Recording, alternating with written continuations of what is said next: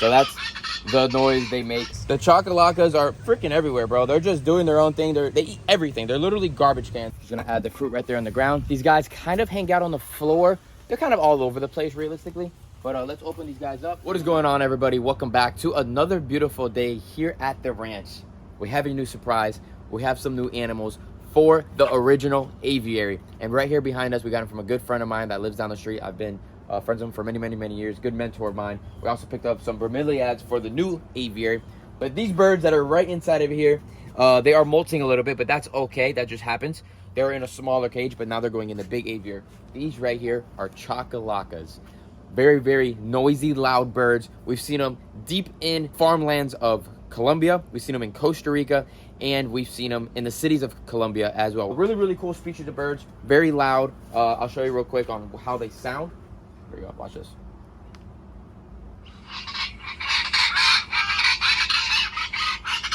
So that's the noise they make.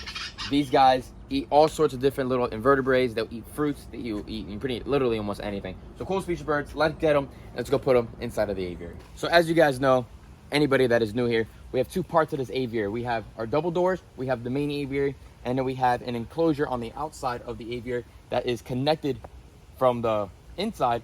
And that's pretty much the lockout. That's the enclosure that we use if there's a storm, and that's the enclosure that we feed all the birds in. But for today and for the next 5 to 6 days, we'll add these chocolatas inside of there so they know where the food is always going to be at, so that if there's a storm, they're always going in. We can close the door, catch them very easily. Because to try to catch them in a 100-foot enclosure is nearly impossible with all the bushes and everything inside of it. This is a habitat that is exactly what they will live in the wild, and it's going to be really cool. Unfortunately, as you guys remember, Poncho and Pinky passed away. And I've been really wanting to add another species of bird in here. There's one more species I would like to add in here, and that is the wood rail. A wood rail is a small species of bird that lives around streams and waterways. I'll show you a little picture real quick on the top. Really cool species, rainbow looking color, and I definitely would like to add those in here as well.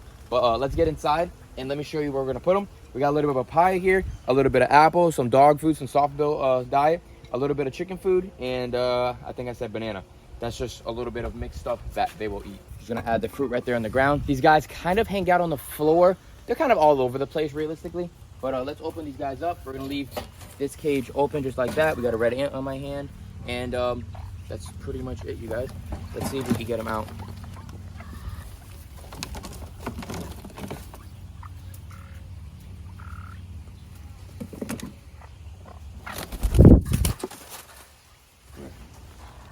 Go. So these guys are young birds. That's the reason why they look like that. And their feathers will grow right back very quickly. We'll actually leave this cage in here for them for a little bit. And then we're just gonna let them, do their thing. We're gonna get out of here, put a little bit of water in here, and they're gonna fluffen up, look really pretty. Everybody's gonna figure them all out, and they are fast little birds. So we'll get back to you guys. Today is Sunday. We'll get back to you guys in about 4 to 5 days and see what their temperament is acting like, and maybe release them then. See you then. I think it's been about 5 days, you guys, now since we got our chocolatas. Calm, chill. Look at them. They're right here. They're not spooked whatsoever. So I'm not really nervous with them releasing them and not be able to get them back in. They come right to food very instantly. They're captive born, so they're not scared of us whatsoever. So I'm gonna open them up and let them explore and let them do their thing. They knew the food's inside of here. All the birds come in here to eat the food. So it's gonna be simple to catch them when needed. And you can see they're eating the bananas, they're eating dog food, they're eating apples and papayas. And in here, there's not too much brush in here. Out there, they have a bunch to forage, so they'll be able to eat a lot more. These guys eat. I mean, they eat. For being such a small bird, they eat a lot. So let's open these bad boys up, set the branches up, get everything situated so that they could be free. Be free, you guys. So this one is just gonna stay all the way open like that. And then this one, I'm gonna just like that. We have this branch right here. I like using this branch as my little jumper or upper, so they can just fly in. The Chiracos use this a lot, actually. Do like that, and that's it. So I'll just do like that. Ground birds can walk in, big birds can land here, fly in, because I leave the feeder inside of there. It's always open. Now, if I ever need to catch them some way and I have to do it in a rush, I can just run in and close it.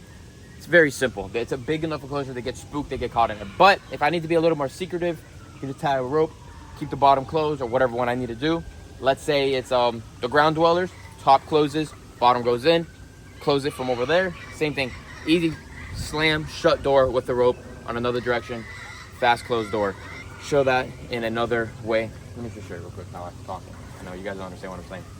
If this door is closed, I have a rope right here, tied all the way to that side, and it goes and it'll shut instantly, and I caught my birds. But 80% of the birds that live inside of here, not even 80, 90% of the birds that live inside of here are very, very social and not nervous whatsoever. I think some of the hardest birds to catch would be in here would be some of the ducks.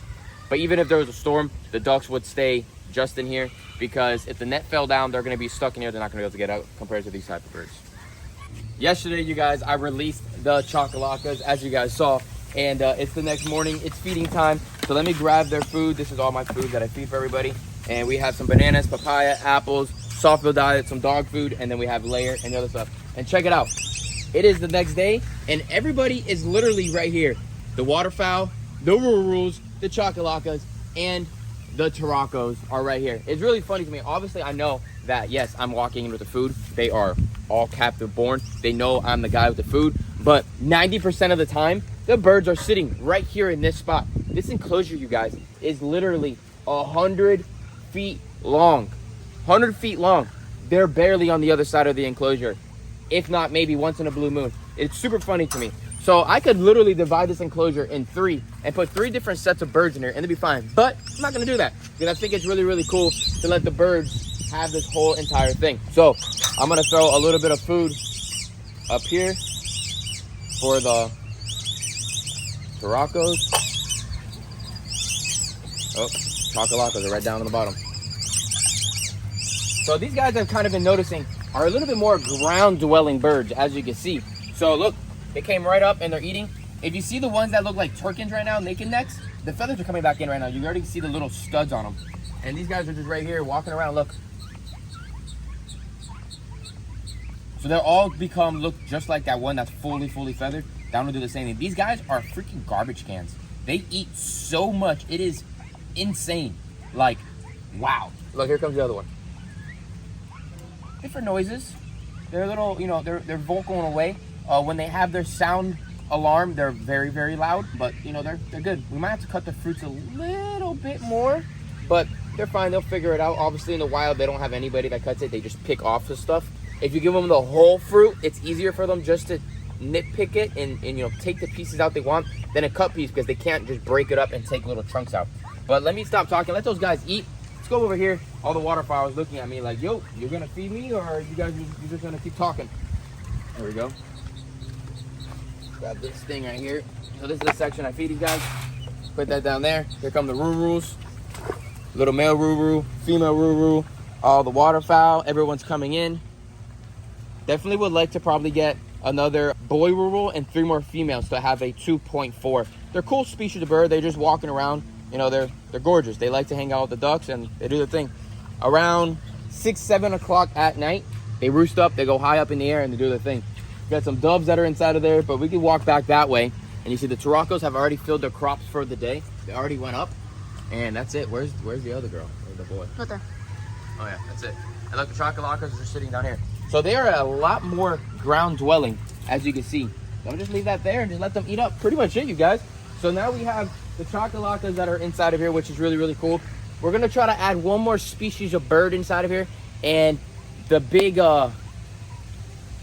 little tickly thing in my head that really wants me to get is going to be probably the ground crown pigeons.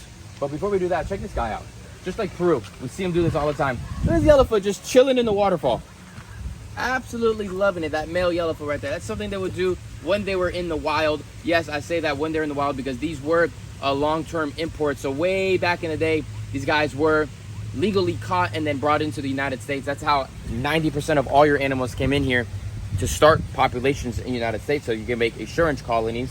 Because as you guys know, when we were in the jungle, a lot of these people, a lot of the natives, unfortunately, eat the tortoises as bushmeat because it's a lot easier to find a yellowfoot tortoise to eat it than to grow your own cow, because that costs money. This is just right in the jungle. They pick it up and they got food for their family. Look at the chocolate. It just flew all the way over there. He just flew all the way over there. He just flew across. So they're starting to really explore a little bit and just do their thing. We'll come down here real quick. We've been cutting back a lot inside of here. It's been very, very, very thick And yeah, it's just looking absolutely beautiful. You can see all the fish inside of here. They look absolutely amazing. 80% of all these fish that live inside of here, I'm lying, all the pink tilapia, we're gonna be moving them to the other ranch so we can start a nice colony of those over there. Oh, talk about the other ranch. Let me show you guys something. So we pulled some pond apple trees that were growing in different parts of the property. We planted them in the water so we could get them nice and thick. Once their trunks are about, I would say, as thick as my wrist, then we're gonna take them and bring them to the other property so we could plant them, because we tried a few times like this, but the workers think they're weeds and they just cut them right down. So we're gonna wait until they get to a nice size and take care of them so we have some nice shade for the ponds over there. But other than that, you guys, everyone is doing good. Your chocolakas with your ducks. The chocolakas are freaking everywhere, bro. They're just doing their own thing. They eat everything. They're literally garbage cans. But make sure you guys give this video a thumbs up, subscribe to the channel, put your post notifications on. Stay tuned for more videos here at the ranch. And we have birds coming really, really soon for the new aviary, and I cannot wait to show you what we got. I'll see you guys later. Peace out, everybody.